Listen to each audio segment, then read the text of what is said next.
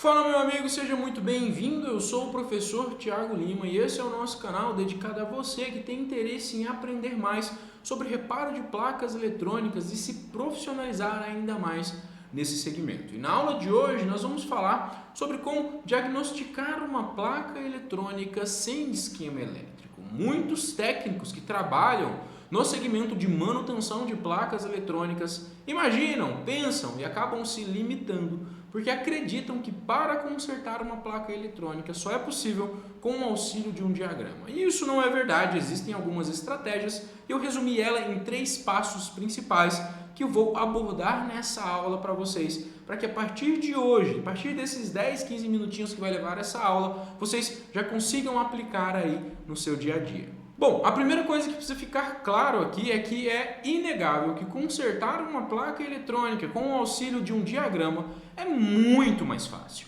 Mas acontece que o que não é fácil é encontrar esses diagramas. Boa parte das placas eletrônicas possuem esses diagramas guardados, escondidos em cofre a 7 chaves. Então, nós técnicos só temos 2 alternativas. Ou negar o serviço por não termos o diagrama, ou aprender a lidar com essa situação, visto que muitas placas precisam ser consertadas e elas não possuem diagramas. Então, vamos lá para a minha bancada que eu quero mostrar para vocês qual é esse passo a passo que a gente precisa e pode aplicar aqui na nossa bancada. A primeira coisa que vocês precisam entender é o seguinte, para conseguir fazer esse diagnóstico sem diagrama. O primeiro passo é aplicar um mapeamento inteligente de circuitos. Quando você consegue aplicar esse mapeamento inteligente de circuitos, você consegue entender cada parte da placa eletrônica e saber como cada uma dessas partes funcionam. E sabendo como cada uma dessas partes funcionam, você consegue fazer as suas medições de maneira correta. Então esse é o primeiro passo e um dos mais importantes. Entendendo aqui o circuito de fonte, o circuito de entrada, o circuito de filtro, o secundário e sabendo como cada uma dessas partes se comunica. Porque se você consegue fazer esse mapeamento, significa que você entendeu cada uma dessas partes. E entender essas partes é quais são os sinais, como eles se comunicam e como testar cada uma dessas partes. O segundo passo é entender como cada bloco se comunicam, que é uma complementação do primeiro. Entendendo como cada bloco se comunica, você consegue saber também o funcionamento mesmo sem ter um diagrama. Explico.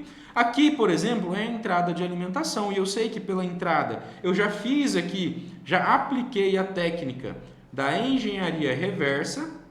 Então, ou seja, eu extraí desse circuito o diagrama para fazer a minha interpretação e entender melhor. Então, aqui eu sei que eu tenho uma entrada de alimentação aqui, passa pelo circuito de filtro, entra no circuito retificador, vai para o circuito do filtro e depois alimenta o CI de chaveamento e o primário do chopper. O CI de chaveamento chaveia o chopper, nós temos o secundário. Ah, professor, mas isso daí é fonte. Beleza, mas a gente tem as outras partes. Então, aqui, nessa parte, eu sei que é um circuito de sincronismo, responsável por fazer e auxiliar a partida do motor. Esses componentes que estão aqui nesse bloco é responsável pelo circuito de disparo e eles recebem na entrada desse optacoplador um chaveamento que ocorre em pulso e no secundário desse transformador do optacoplador ele envia pulsos aqui para o gate da minha placa, para o gate dos meus tiristores, tá?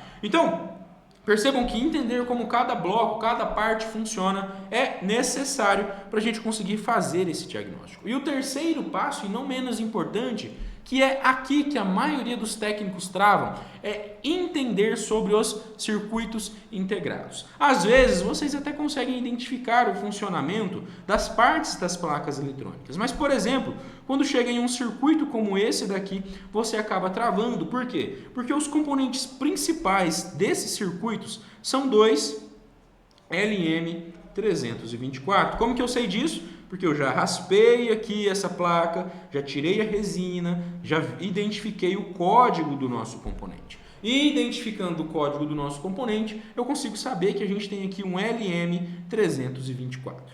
Sabendo aqui que a gente tem um LM324, para a gente entender como esse circuito está funcionando, a gente precisa aprender sobre esse componente. Então, como que a gente vai aprender sobre esse componente? A gente vai pesquisar o datasheet dele, buscar ver vídeos e também utilizar a inteligência artificial para a gente estudar sobre esse componente. Aqui, vamos abrir um parênteses aqui. Eu já tenho aula no nosso canal onde eu ensino como aprender sobre os componentes eletrônicos. Então eu mostro como pesquisar o datasheet, qual é o passo a passo que você precisa seguir para dominar qualquer componente. E também temos um vídeo onde eu ensino vocês como aprender a reparar placas eletrônicas com o auxílio da inteligência artificial. Então eu vou deixar na descrição do vídeo o link dessas duas aulas para que vocês possam acessar e aprender um pouco mais. Então, nesse ponto aqui, sobre o terceiro passo, aprender sobre o circuito integrado, é extremamente importante, porque nele você vai aprender como esse componente funciona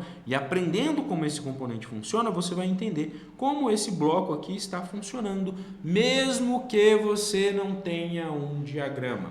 E isso vai permitir que vocês consigam fazer o teste nesses componentes. Por exemplo, esse componente é um amplificador operacional. Espera aí que eu desenhei errado.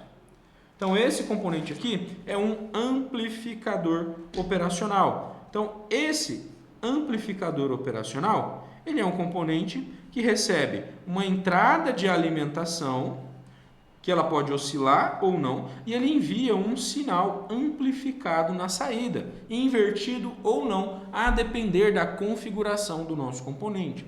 Então, se a gente pega um CI como esse aqui e aprende sobre como ele funciona, a gente consegue fazer o quê?